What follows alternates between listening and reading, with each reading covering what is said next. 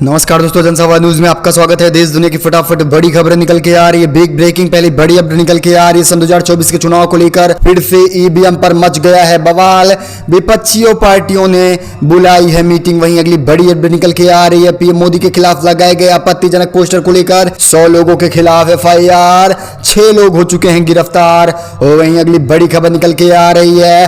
पूर्व बीजेपी विधायक के बेटे और 2 अन्य लोगों ने दे दिया है बीजेपी से इस्तीफा, जा शामिल हुए कांग्रेस में। क्या कुछ मचा है बीजेपी में बवाल, सब जानेंगे विस्तार से। वहीं अगली बड़ी अपडेट निकल के आ रही है। पीएम मोदी के पिक्चर का ट्रेलर रिलीज होते हुए बीजेपी में फूट मच गया है घमासान, सब कुछ जानेंगे विस्तार से। वहीं अगली बड़ी अपडेट निकल के आ रही है। सदन की छुट्टी को लेकर नवरात्रि पर विपक्षियों ने जताई है आपत्ति। अखिलेश और अन्य विपक्षी पार्टियों ने क्या कुछ कहा है। वहीं अगली बड़ी अपडेट निकल के आ रही है। तेजस्वी यादव ने बीजेपी पर लगाया साफ साफ आरोप, कहा बेरोजगारी और गरीबी का कारण बीजेपी सरकार है। वहीं अगली बड़ी अपडेट निकल के आ रही है। जी हां, बता दें गहलोत सरकार का बड़ा ऐलान, कहा ना तो मैं हिंदू हूं और ना ही, सब कुछ जानेंगे विस्तार से। वहीं जानेंगे आखिरी के बुलेटिन में बड़ी खबर निकल के आ रही है। आर्टिकल 370 को लेकर एक बार फिर से विपक्षियों में घमासान। महबूबा मुफ्ती ने कहा कि विधानसभा चुनाव हम नहीं लड़ने वाले हैं जब तक 370, क्या कुछ बात कही है, सब जानेंगे विस्तार से। लेकिन उससे पहले छोटा सा निवेदन है, अगर आप मेरे चैनल पर नए हैं तो चैनल को सब्सक्राइब, बेल आइकन जरूर दबाइएगा देश दुनिया की फटाफट बड़ी अपडेट को पाने के लिए। पहली बड़ी खबर निकल के आ रही है। सन 2024 के चुनाव से पहले फिर से ईवीएम को लेकर बवाल। सदर पवार ने विपक्षी नेताओं की बुलाई है अपने घर पर मीटिंग। राष्ट्रवादी कांग्रेस पार्टी के प्रमुख सदर पवार ने रूरल इलेक्ट्रॉनिक मशीन पर फिर से घमासान कर दिया और इसकी चर्चा के लिए गुरुवार को अपने घर पर ही मीटिंग बुला बैठे हैं।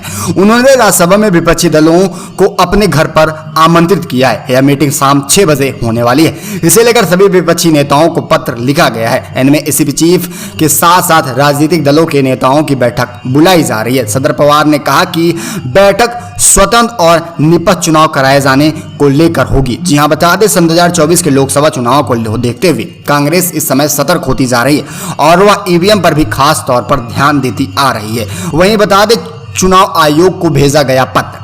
CCE की रिपोर्ट में बहुत ही प्रासंगिक सवाल उठाए गए हैं। इसमें जाने माने इंफॉर्मेशन टेक्नोलॉजी के प्रोग्रामों और क्रिप्टोग्राफों और रिटायर्ड सरकारी अधिकारियों के विचार भी शामिल रहे हैं, जिसमें साफ तौर पर यह कहा जा रहा है कि ईवीएम के द्वारा इन चुनावों में खिलवाड़ होता आ रहा है। कुछ दिनों पहले ही कांग्रेस की ओर से कहा गया कि ईवीएम को लेकर समान विचार धारा वाले दलों के साथ सहमति बनाई जाएगी, यानी जो भी ईवीएम के खिलाफ है उनके साथ कांग्रेस खड़ी होने वाली है, क्योंकि ईवीएम से यह फेरबदल लगातार चुनाव में होता आ रहा है। वहीं अगली बड़ी खबर निकल के आ रही है। पीएम मोदी के खिलाफ लगाए गए आपत्तिजनक पोस्टर में 100 लोगों के खिलाफ FIR, 6 लोग हो चुके हैं गिरफ्तार। दिल्ली पुलिस ने प्रधानमंत्री नरेंद्र मोदी के खिलाफ आपत्तिजनक पोस्टर लगाने के आरोप में 6 लोगों को गिरफ्तार कर लिया। इस संबंध में 100 लोगों के ऊपर FIR दर्ज हो चुका है। स्पेशल CP दिव्येंद्र पाठक ने बताया कि रिपोर्ट्स पर प्रिंटिंग प्रेस की डिटेल नहीं है। जी हाँ, बता दें अज्ञात रूप से इन पोस्टरों को छापा गया है। प्रिंटिंग प्रेस एक्ट और प्रॉपर्टी एक्ट के तहत FIR दर्ज हो चुका है। बता दें कोई भी प्रिंटिंग प्रेस वाला किसी भी तरह का आपत्तिजनक पोस्टर नहीं छाप सकता है और इसी के तहत उसके ऊपर FIR दर्ज हो चुका है। वहीं आम आदमी पार्टी के ऑफिस से निकली एक वैन को इंटरस्पेस किया जा रहा है। कुछ पोस्टर सीज किए जा चुके हैं और गिरफ्तारी भी लगातार जारी है। पुलिस ने खुलासा किया कि दिल्ली में लगभग 50,000 से ज्यादा पोस्टरों की योजना बनाई गई थी, लेकिन सब कुछ फेल होता दिखाई दे रहा। आखिर बता दें पोस्टर पर साफ तौर पर लिखा था मोदी हटाओ देश बचाओ। जी हां, बता दें मोदी को हटा दो और देश को बचा लो। वहीं अगली बड़ी खबर निकल के आ रही है। बीजेपी के 2 विधायक ने फिर से दे दिया है इस्तीफा, जा शामिल हुए कांग्रेस में। 500 गाड़ियों के साथ बड़ा काफिला रहा। क्या कुछ फूट मस्ती जा रही है भाजपा में, आइए सब कुछ समझते हैं विस्तार से। विधानसभा चुनाव से पहले ग्वालियर सभा यानी संधिया के गढ़ में बीजेपी को बड़ा झटका लग रहा है। झटके पे झटका कर्नाटक में भी एक बड़ा झटका लगा है बीजेपी को। अशोकनगर की मुगवाली विधानसभा क्षेत्र में 3 बार विधायक रहे स्वर राव देशराज सिंह यादव अपने बेटे यदवेंद्र सिंह यादव आज कांग्रेस में शामिल हो गए। जी हां, बता दें कांग्रेस के लिए बड़ी बात होगी, क्योंकि लगातार जिस क्षेत्र में 3 बार विधायक रह चुके हैं वो इनकी पार्टी में शामिल हो रहे हैं। वो भी बता दें 500 गाड़ियों की काफिले के साथ जज शामिल हुए हैं कांग्रेस में। बीजेपी को बड़ा झटका लगा दिया। कमलनाथ बोले पीएम मोदी आए थे तब भी हम जीत गए। जी हां, उन्होंने कहा कि पीसीसी के कमलनाथ ने कहा मध्य प्रदेश के भविष्य को सुरक्षित रखने के लिए यदवेंद्र कांग्रेस में शामिल हुए। मुख्यमंत्री शिवराज सिंह चौहान पर हमला करते हुए ये बातें इस समय कमलनाथ द्वारा कही जा रही। क्योंकि बीजेपी का भविष्य कुछ खास अच्छा होने वाला नहीं और इसी से सभी नेता कांग्रेस में शामिल हो रहे हैं। दरअसल अपनी राय जरूर बताइएगा, क्या सचमुच बीजेपी का भविष्य अच्छा नहीं होने वाला है? वहीं अगली बड़ी खबर निकल के आ रही है, भीड़ के विरोध पर क्या कुछ बोले हैं अवनों सिन्हा जी। बता दें मोदी की पिक्चर का ट्रेलर रिलीज होते हुए बीजेपी में फूट और विपक्षियों में मच गया घमासान। कोरोना काल के दौरान दुनिया भर में मची हाहाकार को लोग अभी तक नहीं भूल पाए, शायद आप भी नहीं भूल पाए होंगे। अब तक उसकी मार झेलते आ रहे होंगे। एक बार फिर से कोरोना अपने पैर पसार रहा है। इस दौरान लोगों की हालत खराब होती जा रही। उस पर मशहूर निर्देशक अनुभव सिंह ने फिल्म बनाई है जिसका नाम भीड़, जो कि पूरी तरह से मोदी पर आधारित है। इस फिल्म में राष्ट्रव्यापी लॉकडाउन, लोगों का मील पैदल चलना, खाने को लेकर मारा मारी, वायरस से मौत, सभी चीजों को कवर किया गया, जिसमें पूरी तरह से हिटलर में मोदी को दिखाया गया और मोदी द्वारा ये बातें पूछी जा रही हैं, जिसको देखते बाद लोगों के बीच गुस्सा फूटता जा रहा। और बता दें इस पर लगातार बीजेपी हमलावर है, वहीं विपक्ष इसके समर्थन में उतरा है। क्या कुछ है मूवी में, सब कुछ देखिएगा। वहीं अगली बड़ी खबर निकल के आ रही है, सदन में हिंदू वर्ष की छुट्टी पर मचा बवाल। सपा सांसद बोले एक समुदाय को खुश करने के लिए ये फैसला पूरी तरह गलत। और साथ में बड़ी खबर है, हिंदू वर्ष पर आज सदन की छुट्टी पर सियासी बवाल जारी। आज से चैत्र नवरात्र की शुरुआत हो गई और इस मौके पर संसद में छुट्टी रही है। इस पर समाजवादी पार्टी के सांसद रामान फर्क ने फिर से एक बार सवाल उठाया कि किसी विशेष त्यौहार पर ही क्यों छुट्टी, सभी त्योहारों पर इस तरह से छुट्टी होना चाहिए। वैसे सदन को बंद करना पूरी तरह से गलत है उनकी तरफ से। वहीं बता दें सपा सुप्रीमो अखिलेश यादव ने भी बड़ा आरोप लगाया है। उन्होंने कहा कि नवरात्र के मौके पर संसद की कार्रवाई स्थगित नहीं होनी चाहिए। इस छुट्टी को कुछ नेताओं ने ठीक माना है। वहीं सपा प्रमुख अखिलेश यादव ने कहा कि हर त्योहार पर छुट्टी फिर होनी चाहिए, कोई खास त्योहार पर नहीं। रमजान के अवसर पर भी छुट्टी देनी चाहिए, बड़ा ऐलान किया जा रहा है अखिलेश के द्वारा।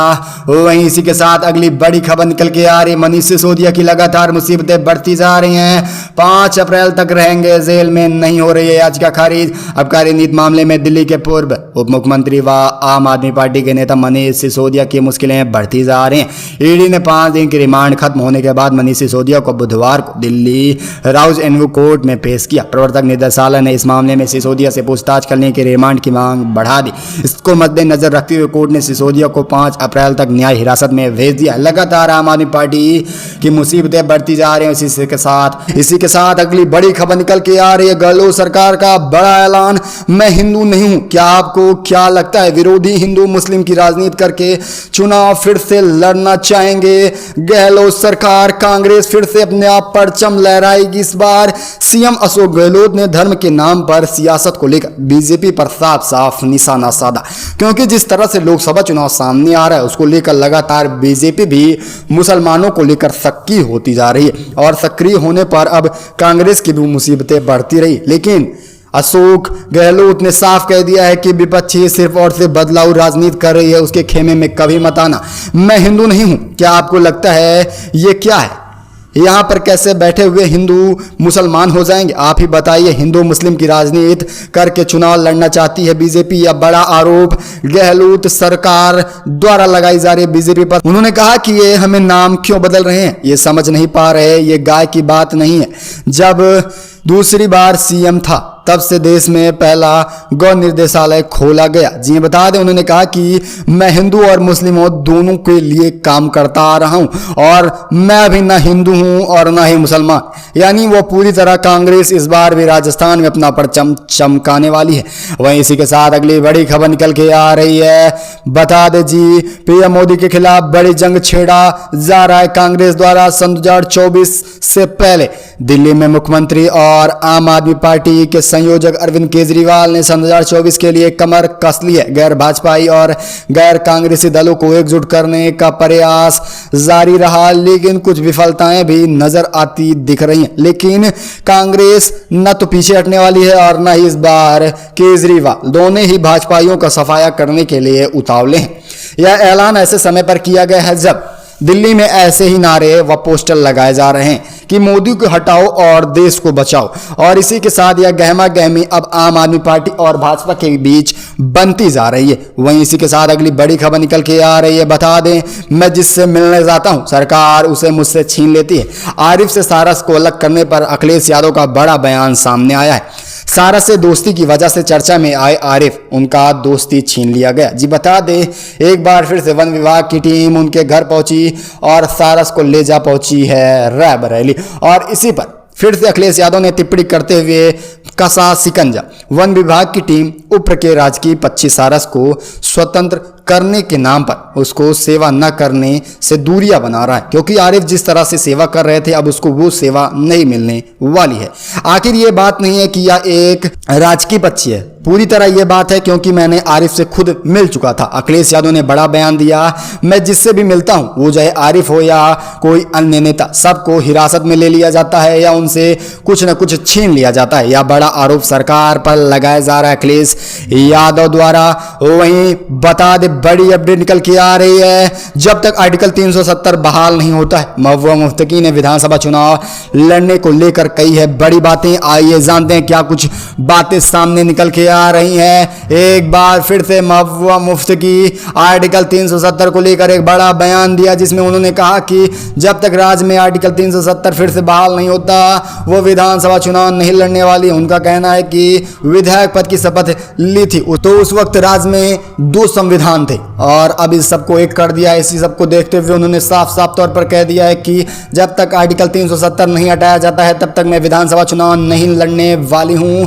समाचार एजेंसियों के मुताबिक माने तो बेशक मैं विधानसभा चुनाव तब तक नहीं लड़ने वाली हूं जब तक आर्टिकल 370 को बहाल नहीं किया जाता। और इस मुद्दे की बात करते हुए भावुक भी हो गई हैं। वहीं इससे पहले महबूबा मुफ्ती की राज्य में चुनाव को लेकर बयान देते हुए कहा कि वो चुनाव पर कुछ कह नहीं सकती हैं क्योंकि फैसला तो बीजेपी को ही लेना है। और अब बात निकल के आ रही है कि जब फैसला सामने आ रहा है तो वो बातों से पलट रही है। दरअसल आपको क्या लगता है, क्या सचमुच आर्टिकल 370 को बहाल कर देना चाहिए, तब जम्मू कश्मीर में विधानसभा चुनाव होना चाहिए? अपनी राय कमेंट के माध्यम से जरूर दीजिएगा। तब तक के लिए जय हिंद, वंदे मातरम।